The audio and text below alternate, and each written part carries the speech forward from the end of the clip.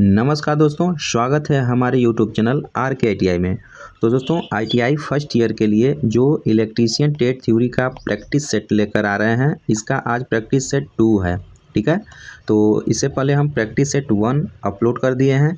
उसमें total 38 question थे। तो आप लोग नहीं देखे हैं तो वीडियो के डिस्क्रिप्शन में लिंक लगा देंगे, वहाँ से आप जो लोग ज़रूर देख लीजिएगा। दोस्तों आज का वीडियो बहुत इंपॉर्टेंट रहने वाला है, क्योंकि बहुत ही इम्पोर्टेंट ये सभी जो प्रश्न लिए हुए हैं, टोटल 38 क्वेश्चन, वह सब बहुत इम्पोर्टेंट प्रश्न होने वाले हैं। तो वीडियो को केयरफुल देखिएगा, क्योंकि आप लोग का एग्ज़ाम का जो ड्यूरेशन है, अवधि है, अब ज़्यादा दिन नहीं है। तो इस बीच आप क्या करिए, ज़्यादा नियमित क्वेश्चन बैंक का प्रैक्टिस करिए, चाहे वो सेल्फ स्टडी हो या फिर चाहे यूट्यूब के माध्यम से हो। ठीक है दोस्तों, तो ज़्यादा आप लोग प्रैक्टिस करिए ताकि एग्ज़ाम में अच्छा स्कोर कर पाइए। तो चलिए फिर आज का वीडियो स्टार्ट कर लेते हैं।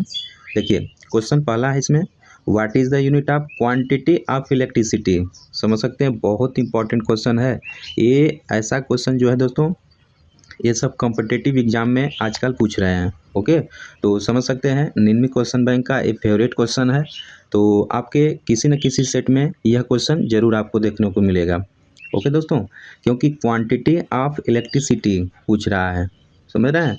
तो इसका जो राइट आंसर हो जाएगा ऑप्शन ए हो जाएगा, कूलाम होता है। ठीक है, वैसे चार्ज का मात्रक जो होता है उसको आप कूलाम लगाएंगे, लेकिन यहाँ पे बिजली की मात्रा के लिए इकाई पूछ रहा है, तो इसका मात्रक कूलाम होता है। Okay, right answer option A बिल्कुल सही हो जाएगा। क्वेश्चन नंबर 2 है, वायु कैपेसिटर का उपयोग किस उपकरण में किया जाता है। ठीक है, तो दोस्तों जो वायु कैपेसिटर होता है उसका प्रयोग किस उपकरण में होता है। तो देखिए जो एयर कैपेसिटर होता है, तो एयर कैपेसिटर का उपयोग जो होता है रेडियो रिसीवर में होता है, रेडियो रिसीवर में होता है। ओके, तो राइट आंसर क्या हो जाएगा, ऑप्शन डी सही हो जाएगा। ठीक है, जो रेडियो रिसीवर होता है उसमें एयर कैपेसिटर का प्रयोग किया जाता है, याद कर लेंगे। राइट आंसर इसका डी हो जाएगा। क्वेश्चन नंबर 3 है, आप एक विद्युत चुंबक को की खींचने की ताकत कैसे बढ़ा सकते हैं। तो इम्पोर्टेंट प्रश्न है दोस्तों, एक विद्युत चुंबक है, उसको खींचने की ताकत को कैसे बढ़ा सकते हैं, क्वेश्चन किया है। तो दोस्तों उसको क्या करेंगे, इंक्रीज द फील्ड इंटेंसिटी, जो क्षेत्र की तीव्रता होती है उसको हम बढ़ा देंगे। तो जैसे हम बढ़ाएंगे तो चुंबक की खींचने की ताकत बढ़ जाएगी। ठीक है, तो राइट आंसर क्या हो जाएगा, ऑप्शन ए सही हो जाएगा। क्वेश्चन नंबर 4 है, परिपथ का कुल वोल्टेज क्या होगा। तो यहाँ पे परिपथ में कुल वोल्टेज बताना है। तो देखिए दोस्तों, ये जो बैटरी होता है, तो बैटरी में 2 कनेक्शन होते हैं, एक सीरीज कनेक्शन होता है और एक समांतर कनेक्शन होता है, समांतर कनेक्शन होता है। तो ये फिगर में जो दिखाया गया है यह समांतर कनेक्शन है। ठीक है, और जो सीरीज कनेक्शन होता है दोस्तों, तो इस प्रकार होता है। ठीक है, इस प्रकार सीरीज कनेक्शन होता है, पहला का पॉजिटिव, दूसरा का नेगेटिव, तीसरा का पॉजिटिव और चौथा का नेगेटिव, इस तरह सीरीज कनेक्शन होता है। तो याद रखेंगे, जो सीरीज कनेक्शन होता है, तो सीरीज में अगर जोड़ते हैं तो उसमें हम वोल्टेज को बढ़ा देते हैं। ठीक है, सीरीज में जोड़ते हैं, अगर सेल को सीरीज करण में श्रेणी में जोड़ते हैं तो उसमें हम वोल्टेज को बढ़ाते हैं। जैसे आप ट्रांजिस्टर देखे होंगे, तो ट्रांजिस्टर में 3 सेल लगते हैं, तो उसको दोस्तों हम श्रेणी में जोड़ते हैं, तो भी ना, तो एक जो होता है 1.5 वोल्ट का होता है और तीनों मिला के 4.5 वोल्ट के हो जाते हैं।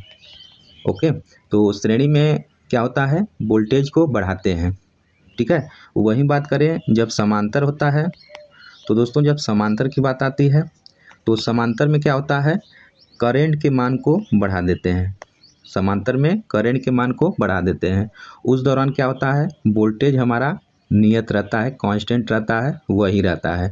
यानी समांतर में वोल्टेज हमारा बढ़ता नहीं है, अब करंट हमारा बढ़ जाता है। और वहीं श्रेणी में होता है तो श्रेणी में वोल्टेज बढ़ता है और करंट हमारा सेम रहता है। ठीक है, तो 2 पॉइंट याद रखेंगे। तो यहाँ पे पूछा है, परिपथ दिया है और एक जो वोल्टेज है 1.5 वोल्ट है, जो एक वाला है, एक का है, तो 1 2 3 4 5 6, तो 6 दिया है और टोटल 1.5 दिया है। तो समांतर है, तो समांतर में वोल्टेज सेम होगा। ठीक है, तो इसलिए इसका जो राइट आंसर हो जाएगा ऑप्शन ए सही हो जाएगा।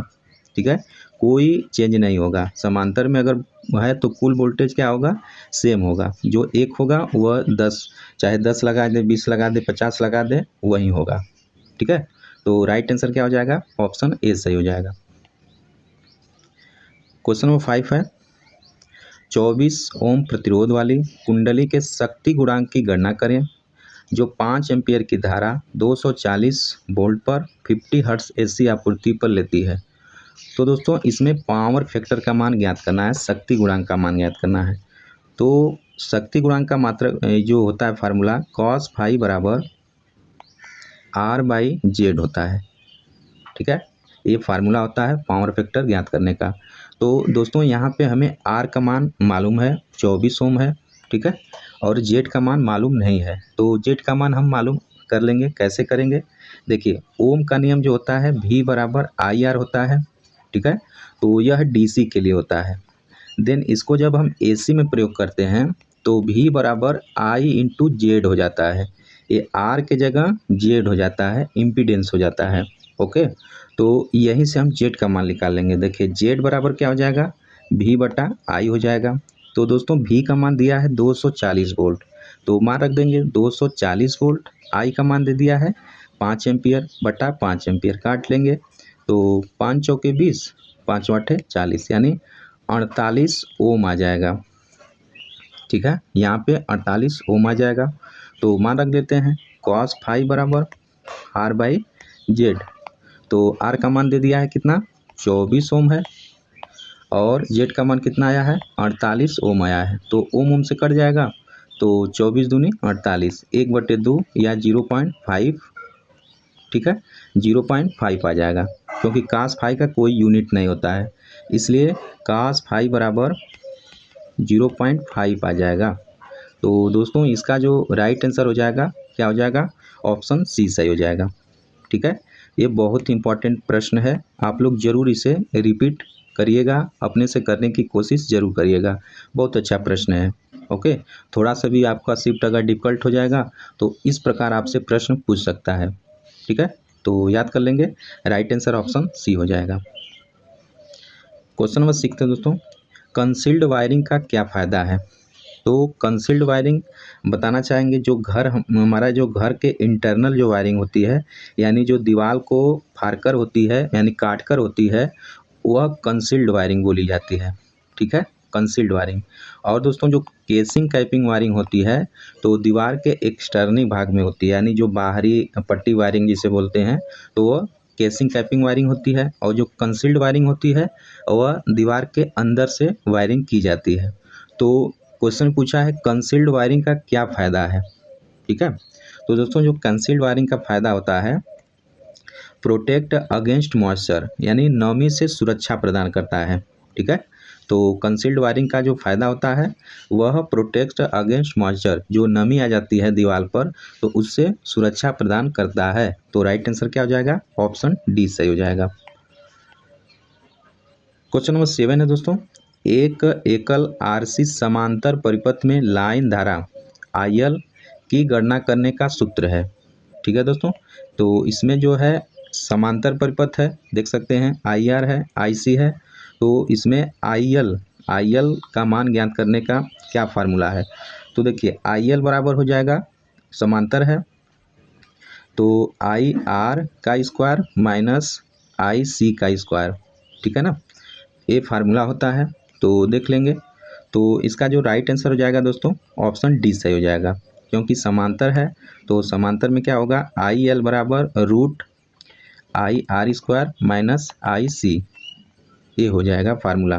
तो याद कर लेंगे, इसका राइट आंसर ऑप्शन डी सही हो जाएगा।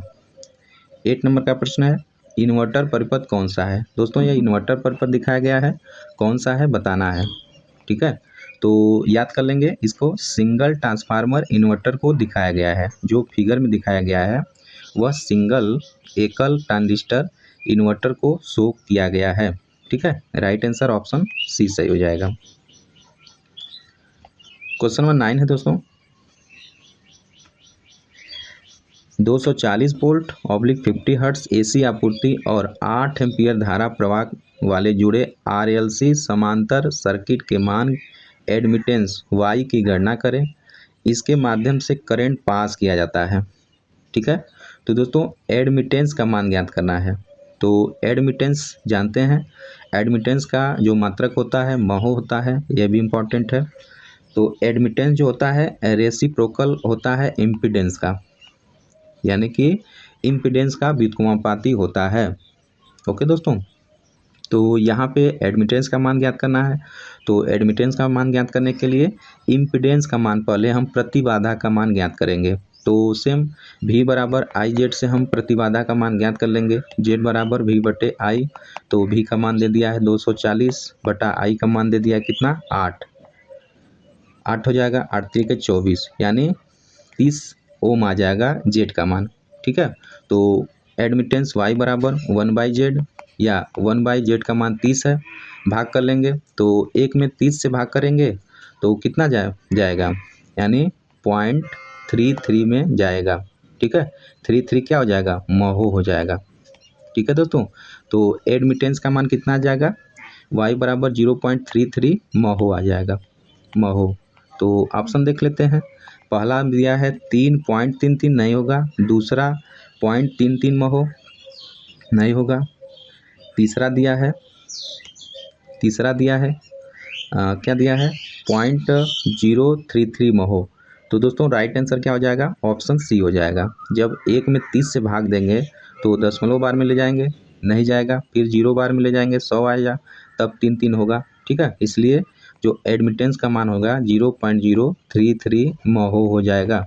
राइट आंसर क्या हो जाएगा, ऑप्शन सी बिल्कुल सही हो जाएगा।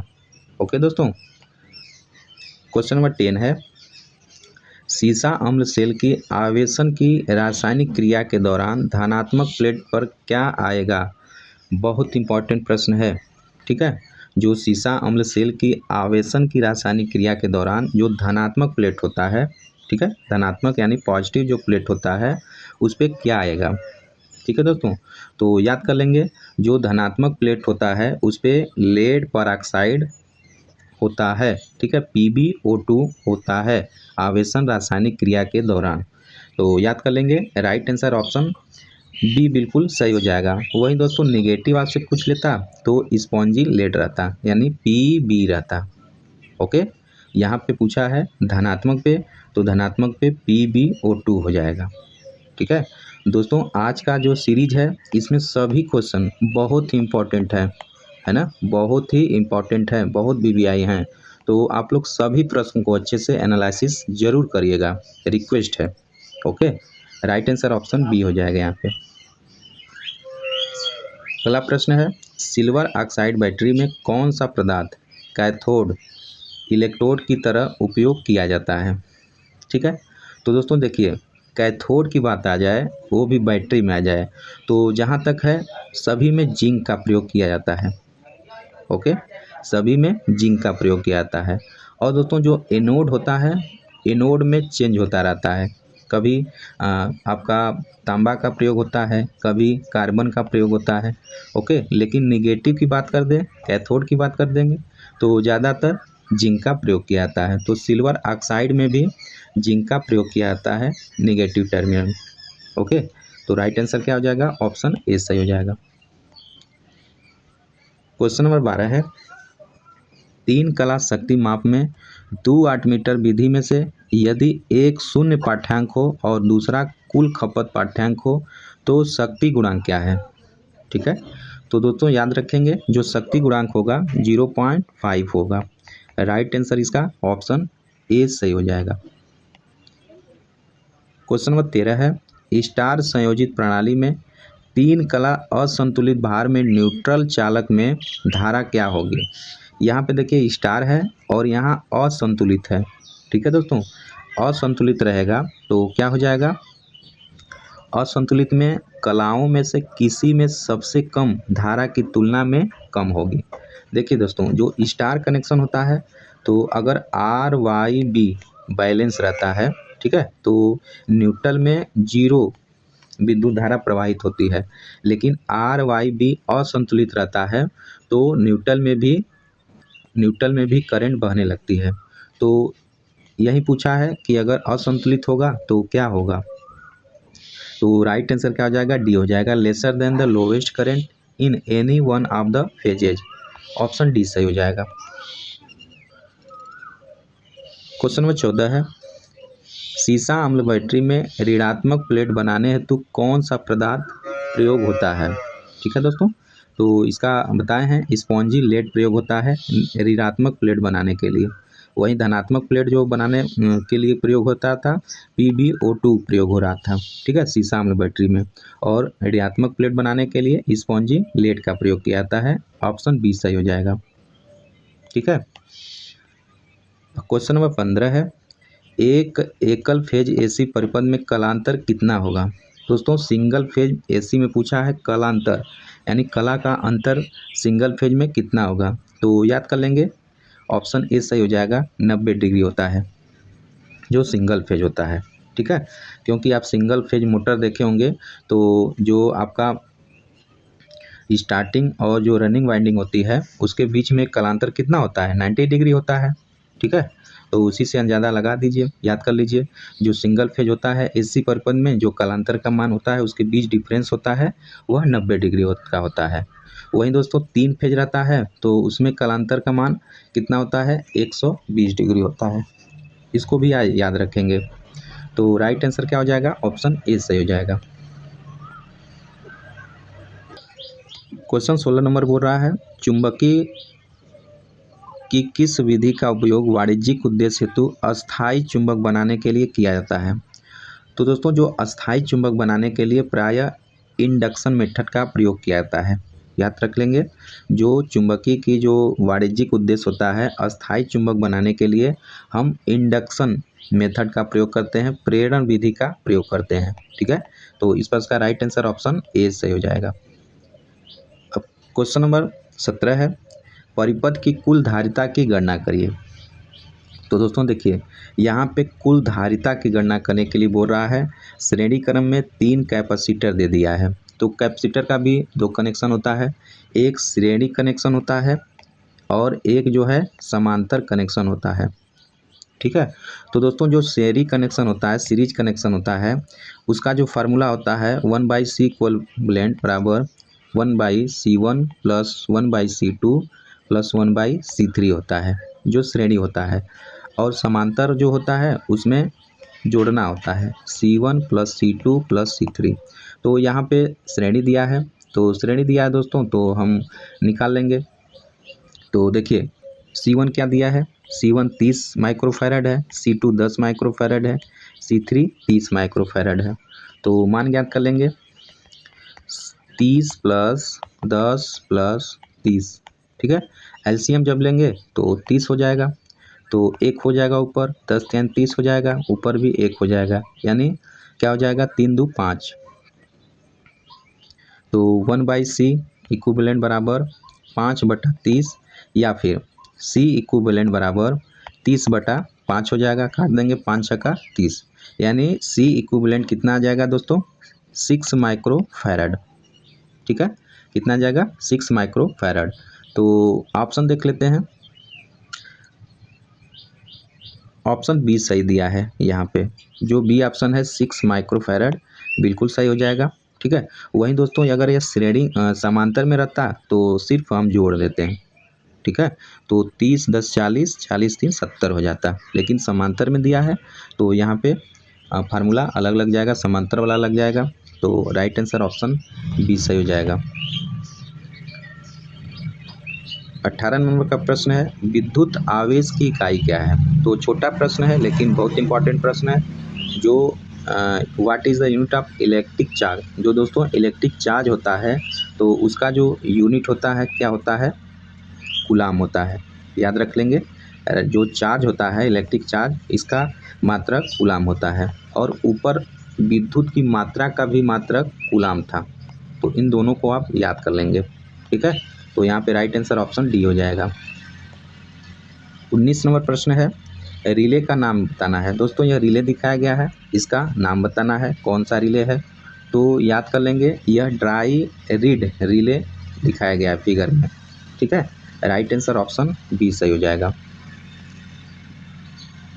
20 नंबर का प्रश्न है, डेड लघु वायरिंग इंस्टॉलेशन में मेगर क्या पड़ रहा है। दोस्तों, डेड लघु वायरिंग इंस्टॉलेशन में जो मेगर है वह क्या पड़ रहा है, क्वेश्चन पूछा है।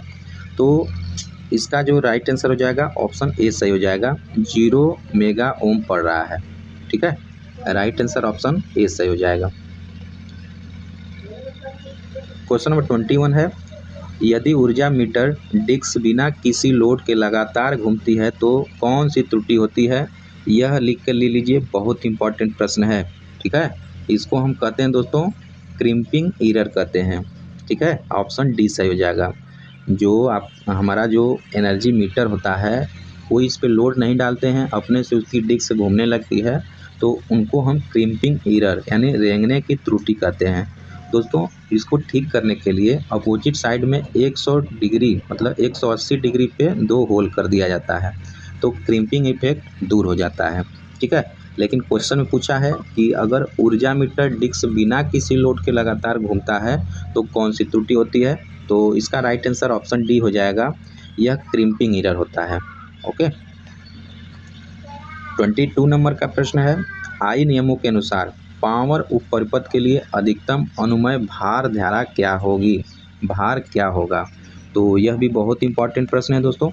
तो इसका देखिए, 2 होता है, एक सामान्य लाइट के लिए होता है और एक पावर उपपरिपथ के लिए होता है।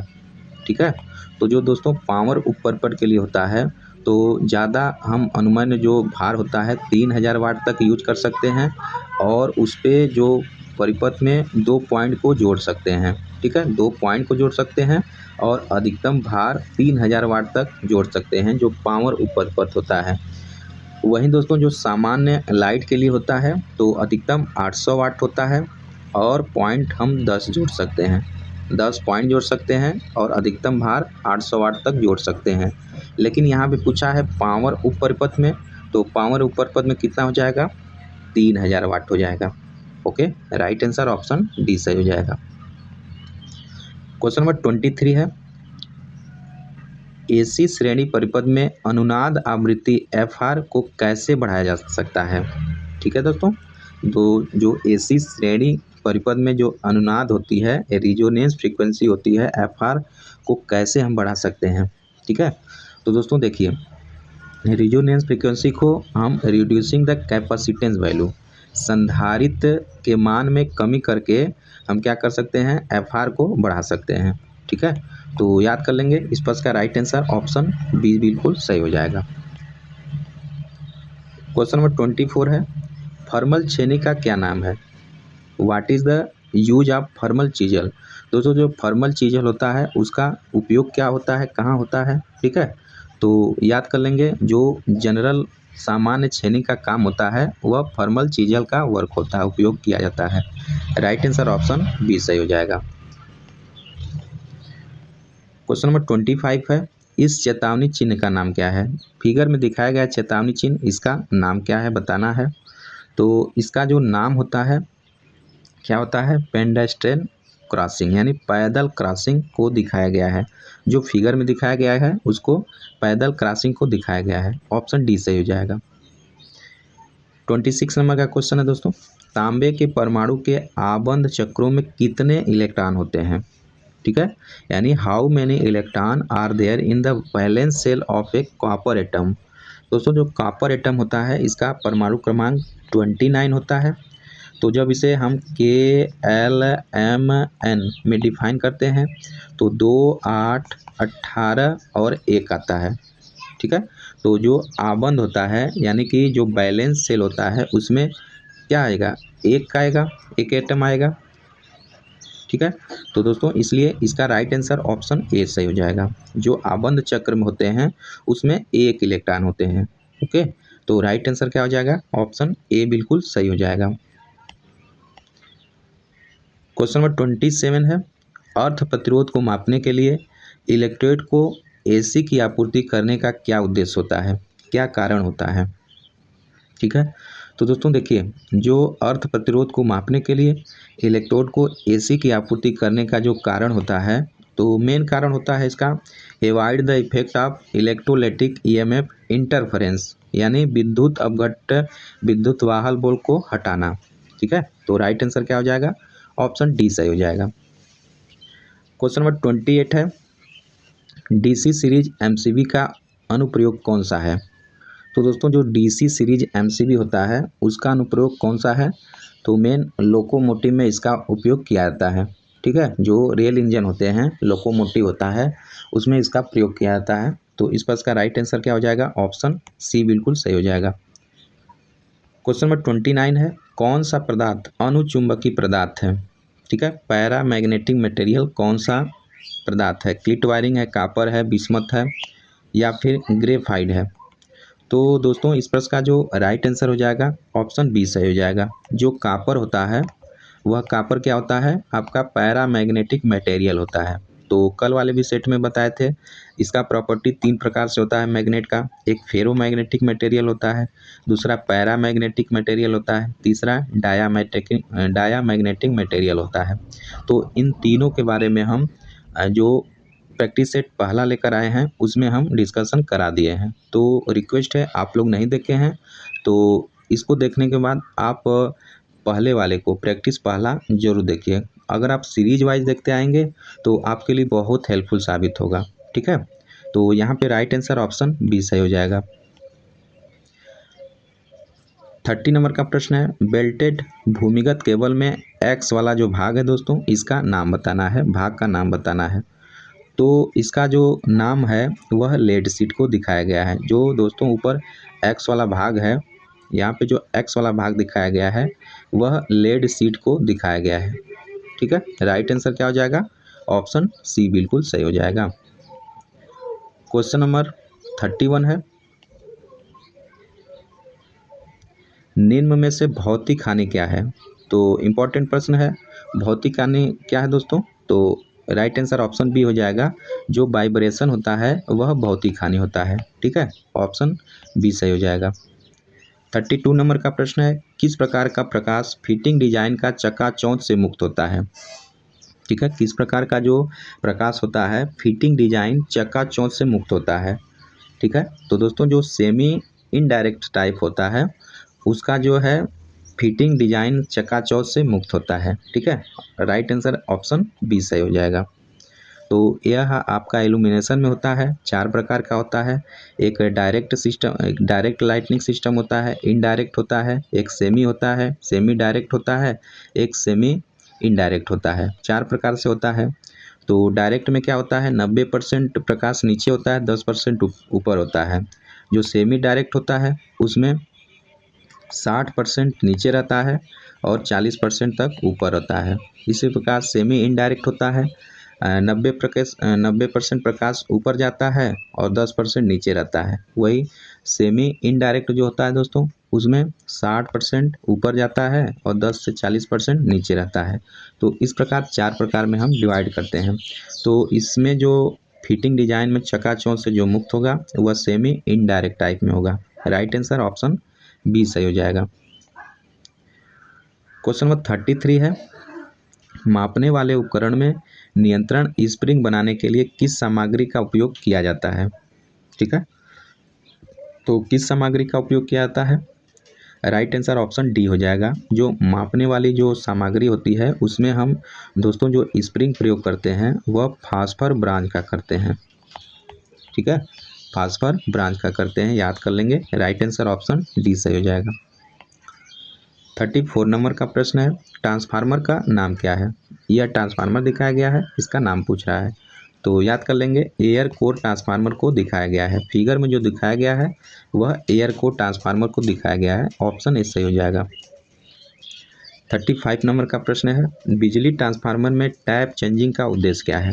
दोस्तों जो बिजली ट्रांसफार्मर में जो टैप चेंजिंग होता है उसका उद्देश्य पूछा है, क्या होता है? तो मेन उसका उद्देश्य जो होता है change voltage ratio in distribution, यानी वितरण में वोल्टेज अनुपात को बदलने के लिए उसका होता है टैप चेंजिंग का उपयोग। ठीक है, राइट आंसर ऑप्शन बी सही हो जाएगा। 36 नंबर का प्रश्न है, विद्युत उपकरणों में प्रयुक्त सामग्री का क्या नाम है। तो यह सामग्री दिखाया गया है दोस्तों, इसका नाम बताना क्या है। तो इसका जो नाम होता है iron connector with direct entry, यानी सीधे प्रवेश के साथ लौह संयोजन। राइट आंसर ऑप्शन सी बिल्कुल सही हो जाएगा। क्वेश्चन नंबर 37 है, किस प्रकार का संधारित्र अंतरिक्ष इलेक्ट्रॉनिक्स के लिए उपयोग किया जाता है। तो इम्पोर्टेंट प्रश्न है, इसका जो राइट आंसर हो जाएगा ऑप्शन डी हो जाएगा, जो इलेक्ट्रोलाइटिक टेलुरियम टाइप, जो इलेक्ट्रोलाइटिक टेलुरियम टाइप जो होता है वह अंतरिक्ष इलेक्ट्रॉनिक्स के लिए उपयोग किया जाता है। ठीक है, राइट आंसर क्या हो जाएगा, ऑप्शन डी बिल्कुल सही हो जाएगा। क्वेश्चन नंबर 38 है दोस्तों, सोल्डरिंग विधि का नाम क्या है। देखिए गन की तरह है सोल्डरिंग, तो इसलिए इसका जो नाम है क्या है, सोल्डरिंग गन। सोल्डरिंग गन जो है इसका नाम है, ये जो विधि दिखाया गया है। ठीक है दोस्तों, तो यह रहा टोटल हमारा 38 क्वेश्चन का प्रैक्टिस। ठीक है, तो वीडियो आपको कैसा लगा कमेंट बॉक्स में हमें ज़रूर बताइएगा। और दोस्तों इस वीडियो को ज़्यादा ज़्यादा आप लोग अपने दोस्त में, फ्रेंड सर्किल में फॉरवर्ड कर दीजिएगा, ताकि सभी इसका यूटिलाइज करके एग्ज़ाम में अच्छा स्कोर कर सकें। ठीक है, तो मिलते हैं इसके अगले प्रैक्टिस सेट में, पार्ट 3 में। ठीक है, प्रैक्टिस सेट 3 में। तब तक के लिए पढ़ते रहिए, मस्त रहिए। जय हिंद, जय भारत।